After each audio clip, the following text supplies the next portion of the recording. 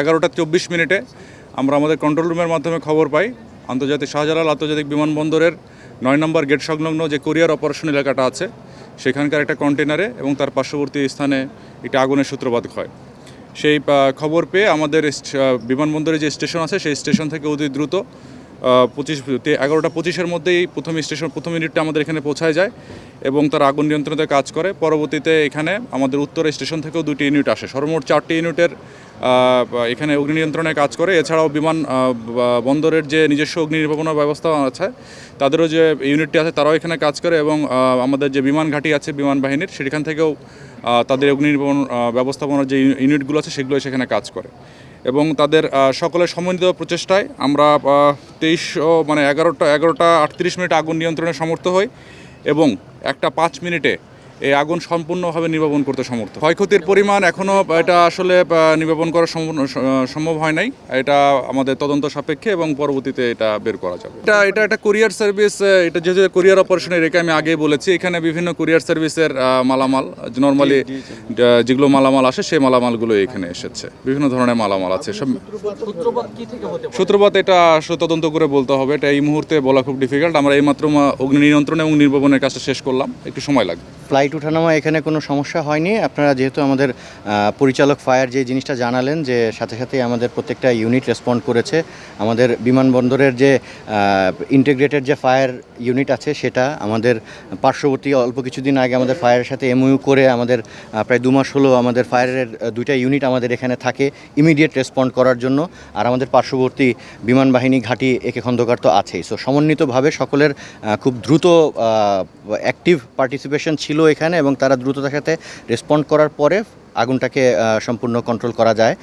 আর এতে যেটা হয়েছে যে আমাদের এখানে যখন ফায়ারের আমাদের নিজস্ব গাড়িগুলো ইনভলভ হয়ে গেছে, আমাদের বিমান বাহিনীর থেকে আরও 3টা গাড়িকে আমরা স্ট্যান্ড বাই রেখেছি যাতে আমাদের বিমানবন্দরের যে নর্মাল ফ্লাইং বা বিমানের উঠানামাতে কোনো ইফেক্ট না করে, কারণ আমার ওটার জন্য আমাদের ফায়ারের ক্যাটাগরিকে বজায় রাখার জন্য আমাকে স্ট্যান্ড বাই রাখতে হবে। সো বিমান বাহিনীর থেকে ওই স্ট্যান্ড বাই সাপোর্টটাও ওরা দেয় এখানে গাড়ি পাঠানোর পাশাপাশি।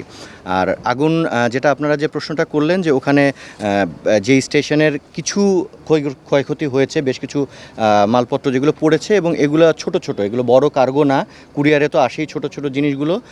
আর যেটা ধারণা করা হচ্ছে এখানে আসলে ওই কন্টেইনারের উপরে কিছু পানি নিরোধক ট্রিপল টাইপের ছিল যেটা কিন্তু আবার ফ্লেমটাকে খুব তাড়াতাড়ি ছড়ায় দেয়। তো এটাও ওখানে ছিল, এখান থেকেও আগুনটা ছড়াতে পারে। তো তদন্ত সাপেক্ষে সব কিছুই আসলে বের হয়ে আসবে। ইমিডিয়েটলি এখনই কিছু বলা যাচ্ছে না। অবশ্যই তদন্ত কমিটি গঠন করা হবে ইমিডিয়েটলি। ভাইয়া জাস্ট একটু আগে আগুনটা হয়েছে এবং তাড়াতাড়ি শেষ হয়ে গেছে, এখনই সব কিছু প্রসিডিউরটা এখনও হয়তো করা হয়নি, বাট অবশ্যই সব কিছু করা হবে, তদন্ত কমিটি করা হবে এবং এটার কারণ উদ্ঘাটন এবং পরবর্তী কার্যক্রম গ্রহণ করা হবে।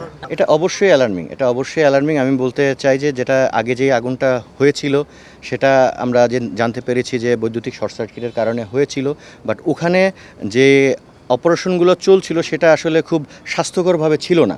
এবং অ্যাকচুয়ালি আমাদের এখানেও যে কুরিয়ারটা আমরা টেম্পোরারি অ্যারেঞ্জমেন্ট আমরা এখানে করেছি, দিনে দিনে এখানকার স্টকটা বাড়ছে।